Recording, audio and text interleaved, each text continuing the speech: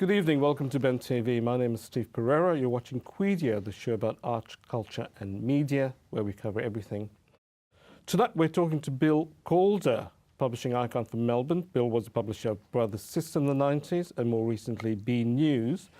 Bill has recently penned this fascinating book, Pink Ink, I keep getting the cover wrong, Pink Ink, which is a history of gay publications in Melbourne. Welcome to Ben TV, Bill. Pleased to be here, Steve. Now, we were talking about a range of things, but lifestyle magazines, which is the most recent progression, or prior to the internet, the most recent progression of publications. It was a big change, yeah. There'd been, as we in earlier programs talked about, the liberationists and the nude type magazines. These lifestyle magazines were very much connected with the developing bar scene that started in the 70s. I mean, it did start prior, but it wasn't known as a gay bar. So this is fascinating because it actually matches the progression of the gay movement from liberationists to establishment, now to lifestyle. We're here, we're queer. Yep, very much so, very much. And look, Rod Stringer started the first one in Sydney. He ran a couple of bars up in Sydney. He started Campaign still in the mid-70s, and it went right through to the end of the millennium. But others were again, the Oxford Street was developing. This was, within Australia, the major bar scene initially. So again, a lot of these magazines started in Sydney. Sydney Star was purely started to promote this bar scene, and it evolved and became Sydney Star Observer, that's still going today. In Melbourne, we had one of the liberationist magazines, Gay Community News, decided it would switch its viewpoint entirely, and it morphed into Outrage, which was the first of these lifestyle magazines. But even in the titles, Melbourne, you get a more sense of a more political, like to go from Outrage, from what was it before? Gay Community News. Gay Community News. That's quite a shift in branding. Yeah, it is. I mean, it's still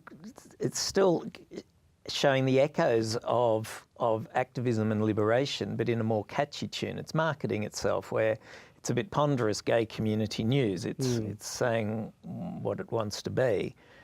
So there's a much sharper idea about marketing going on too in some of these publications. But the use of the word outrage there, is it about political outrage about the state of the gay and lesbian movement, or was it outrage in terms of you can be outrageous? Both. It was clearly trying to play both sides of the coin there. So it was still maintaining a political focus, but you're out and you're raging. Is there a sense from your research in this time that there was that same schism between the conservative movement and a more radical lefty movement? Look, in the 70s there was, but to be honest, a lot of the radicals switched their focus from wanting to completely change society. They did switch to the idea of let's build and defend a community.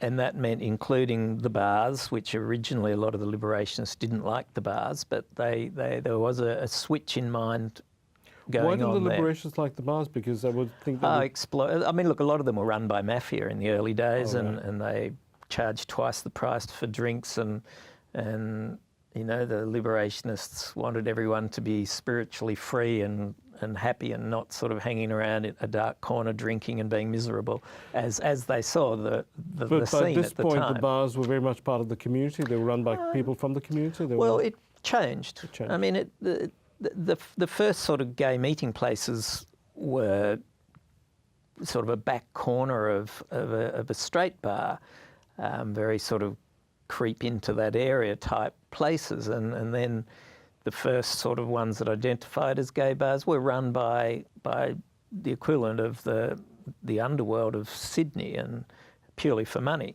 But increasingly people, as I say, like Rod Stringer, started bars. Gay men and gay women started gay bars because they wanted to help the community and support the community. And this was a very different type of bar. This is more the bar we're familiar with today. That was a more positive, open, gay friendly. I mean, some of those gay bars weren't even very gay friendly back in the 60s and 70s. So there was a huge change going on in the bars, and the media reflected this. And what was happening with the women's movement, with the lesbians at this point? Yep, again, the bar scene was predominantly a male scene, but there were some lesbian bars in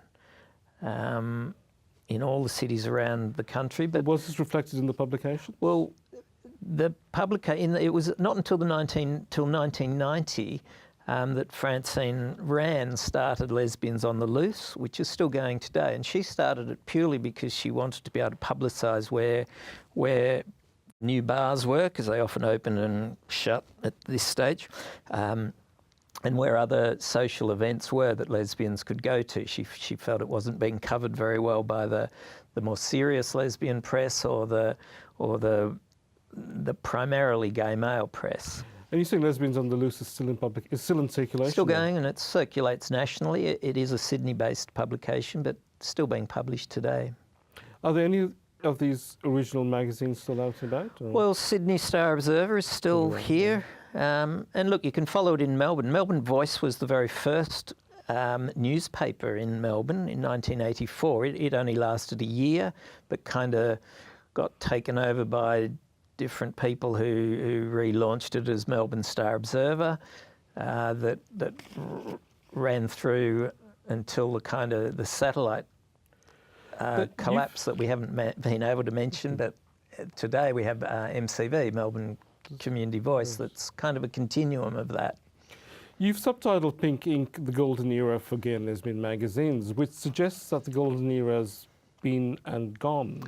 Yes, it has, unfortunately, for magazines. The internet has replaced much of the function of those magazines. Sydney Star Observer used to come out weekly, printing over 30,000 copies. Today it comes out monthly, printing about 10,000. I mean, there's still a huge consumer of gay media, but it's online now. It's still a golden era for gay and lesbian, but not magazines, unfortunately. No, this seems to be very much part of an era that's gone, like the Queen and her red nose. Yes. But there's so much more to talk about. Thank you so much for being with us. Thank you, Steve. You've been with Steve Pereira on Quedia on Ben TV. We've been talking to Bill Calder about gay publications in Australia. Unfortunately, a historical discussion because things have now changed. Thank you so much for being with us on Ben TV.